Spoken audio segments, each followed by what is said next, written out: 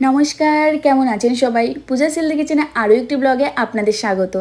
আপনাদের ভালোবাসার ভগবানের আশীর্বাদে আমি কিন্তু এখন অনেক ভালো আছি।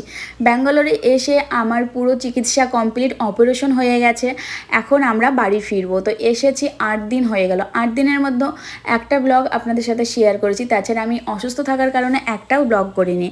তো আজকে ভাবলাম বাড়ি যাচ্ছি, তো আপনাদের সাথে একটা ব্লগ শেয়ার করি। সকালবেলা থেকে আমি ভিডিওটা শুরু করেছি। অপারেশন করার পর কদিন ধরে ঘর বন্দি ছিলাম, একটু ভালো লাগছিল না। আজকে একটু বেলকনির দিকে আসলাম, অনেক ভালো লাগছে। আর অপারেশন করার পর কদিন ধরেই তো আমি রেস্ট নিচ্ছিলাম, শুয়েছিলাম, তার জন্য আমার চোখ মুখ পুরো ফুলে গেছে। শুধু চোখ মুখ না, আমার পুরো বডি ফুলে গেছে। তারপরে ডাক্তারের সাথে কথা বললাম যে আমার এরকম হচ্ছে কেন, মানে গা হাত পা ফুলছে কেন। তো ডক্টর বললো কি যে একটু হাঁটা চলাচল করো, তাহলে আস্তে আস্তে ঠিক হয়ে যাবে। তারপরে এই যে এই রুমটা আমরা ভাড়া নিয়েছি, রুমটা কিন্তু অনেকটাই বড়।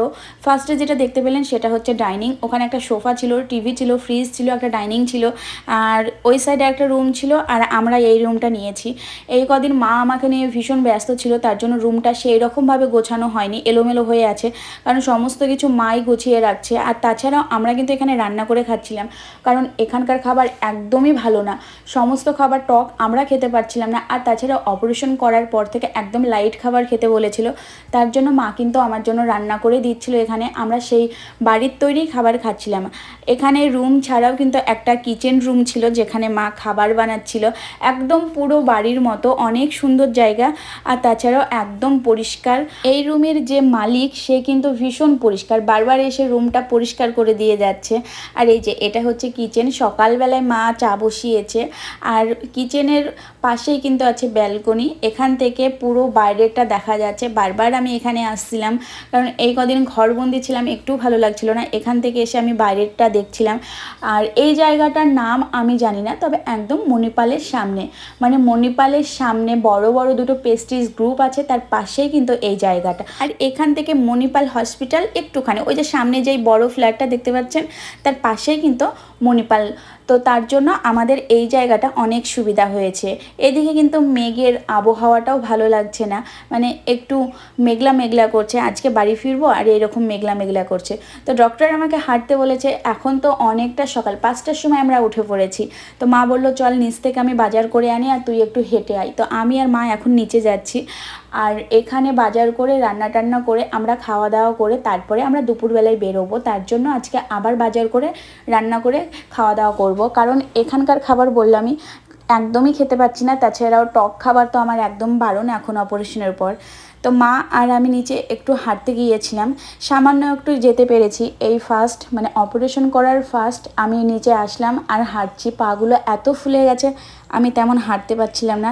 তো অল্প একটু হেঁটেছি। সামনে ছিল একটা মাছ বাজার, তো সেখান থেকে মা বলল চল ওখান থেকে মাছগুলো নিয়ে আসি, আর হাঁটাও হয়ে যাবে, একবারে বাজারও করা হয়ে যাবে। বললো তুই কী খাবি সেটা বল, মানে আমি যেই মাছটা খাবো সেই মাছটাই মা নিবে।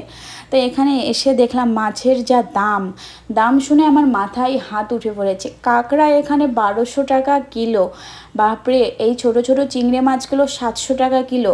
মানে এত মাছের দাম বেশি এখানে। আমি বললাম যে এসব মাছ এখন আমি খাবো না, ছোট মাছ নাও।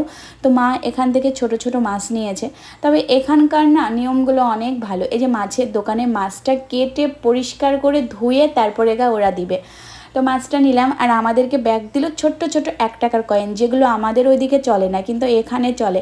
আমার বাড়িতে প্রচুর আছে, মায়ের কাছেও প্রচুর আছে। মা বলছে যে ওইগুলো নিয়ে আসলেই ভালো করতাম। তো এখান থেকে মাছ নিয়ে তারপরে আসলাম সবজির দোকানে।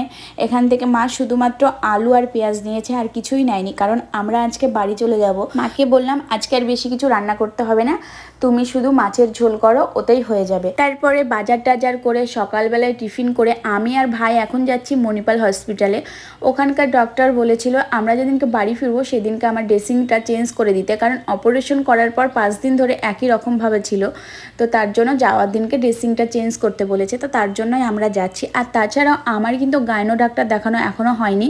তো ডাক্তার বলেছে তুমি যেদিনকে বাড়িতে যাবা সেদিনকে আমার সাথে দেখা করবা, আমি রেফার করে দেবো ডক্টর, মানে গাইনো ডক্টরের কাছে, তাহলে তোমার আর কোনো প্রবলেম হবে না, তাড়াতাড়ি হয়ে যাবে। তো আমি আর ভাই হাঁটতে হাঁটতে চলে আসলাম। আর এখানকার নিয়ম হচ্ছে রাস্তা দিয়ে পার করা যাবে না, ওভারব্রিজ দিয়ে পার করতে হবে। তো এই ওভারব্রিজের লিফটের সামনে একটা কুকুর ছিল, কদিন ধরে সেই কুকুরটাকে দেখছি শুয়ে আছে একই রকমভাবে, যে যখন খেতে দিচ্ছে সেটাই খাচ্ছে, আবার ওই জায়গাটাই শুয়ে ভিতরে থাকছে। আর এই ওভারব্রিজ থেকে দুই পাশটা দেখতে অনেক সুন্দর লাগছে, দুই দিক দিয়ে গাড়ি যাচ্ছে, দেখতে কিন্তু অনেক সুন্দর লাগছে। আর সামনেই হচ্ছে মণিপাল হসপিটাল। একদিকে কোনো সমস্যা নেই, কারণ এই ওভারব্রিজে দুই দিকে আছে লিফট, তার জন্য কোনো প্রবলেম হবে না। একটু কষ্ট করে লিফটের এপার থেকে ওপার হতে হবে। তো আবার চলে আসলাম লাস্টবারের মতো মণিপালে। এবার এসে আমাদের ডক্টর দেখিয়ে আমাদের ডক্টর রেফার করলো গাইনো ডক্টরের কাছে। তো আমরা অনেকটাই আগে চলে গেছিলাম, তার জন্য ডক্টর বসেছিল না। তো আমরা কিছুক্ষণ ওখানে ওয়েট করলাম, তারপরে ডক্টর আসলো, আমাদেরকে ডাকলো, ডক্টরের সাথে কথা বললো। তো বললো তোমার আর কোনো প্রবলেম নেই, তুমি এখন বাড়ি চলে যেতে পারো। তো আমাদের তো সমস্ত কিছু কমপ্লিট হয়ে গেছে এখানে চেক আপের, শুধুমাত্র একটা বায়োপসি রিপোর্ট, সেটা 7-8 দিন পর দিবে। তার জন্য ডক্টর বললো তোমরা বাড়ি চলে যাও, তোমাদের হোয়াটসঅ্যাপে রিপোর্টটা দেওয়া হবে। তো আমরা বেশি দেরি না করে যখনই শুনেছি যে বাড়ি চলে যেতে হবে, তখন আমাদের তো ভীষণ খুশি। এত দিন হয়ে গেল ছেলে মেয়েদেরকে রেখে এসেছি, ভীষণ মন খারাপ করছিল। বাড়ি যতই হোক বাড়ির প্রতি তো একটা টান থাকবেই। যখনই ডক্টর বললো তোমরা বাড়ি যেতে পারো, তখন তো ভীষণ আনন্দ হচ্ছিল।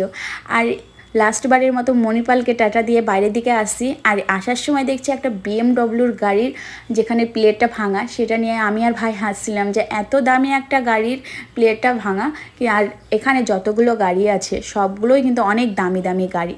আর এটা হচ্ছে ডান দিকে, মানে বেরোনোর পথে ডান দিকে মণিপালের ক্যান্টিন। এখানকার খাবারগুলো মোটামুটি ভালোই। তারপরে আমি আর ভাই হাসতে হাসতে বাড়ি আসছি। ভাইকে বলছি যাক বাঁচা গেল, ভাইও খুশি আমিও খুশি। আর বাড়িতে যাব, ছেলে মেয়েকে কখন দেখবো, কখন একটু জড়িয়ে ধরবো, অনেক দিন ধরে ওদেরকে মিস করছি। ফার্স্ট টাইম আমি ওদেরকে এত দূরে রেখে আসলাম। তো রুমে গেলাম, রুমে গিয়ে ফ্রেশ হলাম, তারপরে খাওয়া দাওয়া করলাম। এখন রেডি হয়ে আমি আর ভাই যাচ্ছি, সামনেই একটা মার্কেট আছে সেখানে। আমার বাড়ি থেকে মেয়ে ফোন করেছিল যে মা আমার জন্য খেলনা আনবা, ওদেরকে এতদিন রেখে এসেছি, এখন যদি ওদের জন্য খেলনা না নিয়ে যায় তাহলে তো রেগে যাবে। ছেলেও ফোন করে বলেছিল মা খেলনা আনবা, আর মেয়ে ফোন করে বলেছিল যে মেকআপ নিয়ে আসবা। তারপরে আমরা চলে আসলাম একটা মার্কেটে। এর আগের বার এসে এখান থেকে আমি প্রচুর ড্রেস নিয়েছিলাম, এখানে বাচ্চাদের প্রচুর ড্রেস থাকে। তো আমরা তো দুপুরবেলায় গিয়েছিলাম, হয়তো তার জন্য দোকানগুলো বন্ধ ছিল। তারপরে একটা জুয়েলারির দোকানে গেলাম, ওই দোকানটাতে গিয়ে দেখলাম বাচ্চাদের অনেক সুন্দর সুন্দর জিনিসপত্র আছে, চুড়ি আছে, আরও মানে আমার মেয়ের পছন্দ জিনিসগুলো এখানে আছে। আর এই মার্কেটটার নাম আমি বলতে পারবো না, যত সম্ভব এই মার্কেটটার নাম হচ্ছে তৃপচাঁদ মার্কেট, আমি সঠিক বলতে পারবো না। আমরা যেখানে রুম ভাড়া নিয়েছি সেখান থেকে খুব জোর হলে 1 কিলোমিটার হবে এই মার্কেটটা, অনেক বড়ই বেশ মার্কেটটা। তো জিনিসপত্র খেলনা টেলনা নিয়ে তারপরে চোখে পড়লো এখানে অনেক ফুলের দোকান আছে, আর ফুলগুলো কিন্তু ভীষণ টাটকা। আর আমার মতো ফুল পাগলদের কাছে এর থেকে সুন্দর জিনিস আর কি আছে। চোখে পড়লো বেলি ফুলের মালা, রাস্তা থেকে এত সুন্দর গন্ধ আসছিল, নিয়ে নিলাম। আর আমাকে ভাই রেখে আগে আগে চলে যাচ্ছে, কারণ ওর রোদ লাগছে, গরম লাগছে, বলছে তুই জিনিসপত্র কিন, আমি বাড়ি যাচ্ছি। আসলে এই গরমের মধ্যে সবারই বিরক্ত হবে। তারপরে আমরা সকাল থেকে আমি আর ভাই মণিপালে গিয়েছিলাম, আবার বাজারে এসেছি, তার জন্য ভাইয়ের একটু বিরক্ত লেগে গেছে। তো বাড়িতে এসে দেখলাম মার খাবার তৈরি করা হয়ে গেছে, আর মোটামুটি প্যাকিং করা হয়ে গেছে। আর বাইরে যেগুলো পড়ে আছে সেগুলো হচ্ছে হ্যান্ড ব্যাগে নিব, তার জন্য ওইগুলো বাইরে আছে। মোটামুটি মা সমস্ত কিছু গুছিয়ে নিয়েছে। এই যে বড় ব্যাগটা এর আগের ব্লগে দেখেছেন, একটা মার্কেটে গিয়েছিলাম সেখান থেকে নিয়ে আসা হয়েছে। তো দুপুরবেলায় এখন আমরা খাওয়া দাওয়া করে নেব। খাওয়া দাওয়ার পর বাদবাকি যে এই প্যাকিংগুলো বাকি ছিল, মানে আমরা তো খেলনা টেলনা কিনে নিয়ে আসলাম, সেগুলো আবার মা ভালো করে ব্যাগের মধ্যে গুছিয়ে দিল। আর এখানে তেমন কিছুই নেই, সমস্ত কিছুই গোছানো হয়ে গেছে। আর আমি যেই ফুলের মালাটা নিয়েছিলাম, এত সুন্দর ফুলের মালাটা মাত্র 20 টাকা দাম নিয়েছে। আমাদের ওখানে হলে তো 100 টাকা হয়ে যেত, কিন্তু তাও টাটকা পাওয়া যেত না। আর এই ফুলের মালার গন্ধটাতে পুরো ঘরটা এত সুন্দর গন্ধ হয়ে গেছিলো, অনেক ভালো লাগছিল। তারপরে খাওয়া দাওয়া কমপ্লিট করে আবার মা রাত্রিবেলার জন্য রুটি তৈরি করে নিচ্ছে, কারণ আমাদের তো ফ্লাইট হচ্ছে অনেক রাত্রিবেলায়। আর এখন তো আমার বাইরের খাবার টোটালি খাওয়া বারণ, তার জন্য মা আমার জন্য খাবারটা বানিয়ে নিয়ে যাচ্ছে। আর আমি ওই যে বাজারে গিয়েছিলাম মার্কেটিং করতে, সেখান থেকে না আমি এই চুড়িগুলো কিনেছি, অনেক দাম কম আমাদের ওখানকার থেকে। আমার তো কাচের চুড়ি ভীষণই ভালো লাগে, তার জন্য এই চুড়িগুলো নিয়ে আমি হাতেই পরে নিয়েছি।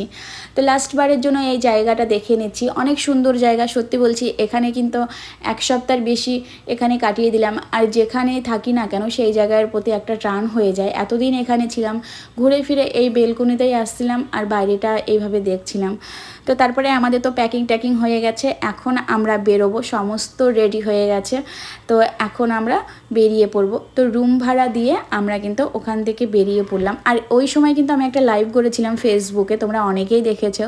তো এই যে এখন আমরা বেরিয়ে যাচ্ছি, আর এখন বাজে 4টে, এখান থেকে 2 ঘন্টা লাগবে। আর তাছাড়াও আর ভেতরে মানে এয়ারপোর্টের ভেতরে অনেক কাজ টাজ থাকে, চেকিং থাকে, তো তার জন্য আমরা অনেকটা সময় হাতে করে বেরোচ্ছি।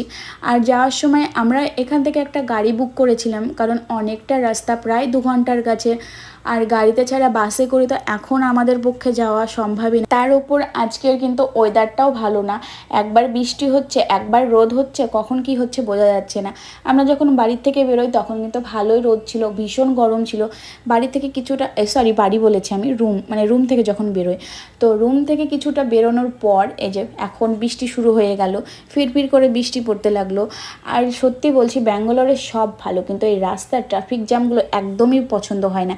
যেখানে দাঁড়াচ্ছি সেখানে অন্তত 10 থেকে 20 মিনিট, মাঝে মাঝে তো আধ ঘন্টাও আমাদের দাঁড়িয়ে থাকতে হয়েছে, এতটা ট্রাফিক জ্যাম হয়, এর জন্যই বিরক্ত লাগছিল। তো যাই হোক, তারপরে আমরা লাস্ট পর্যন্ত পৌঁছে গেলাম এয়ারপোর্টে।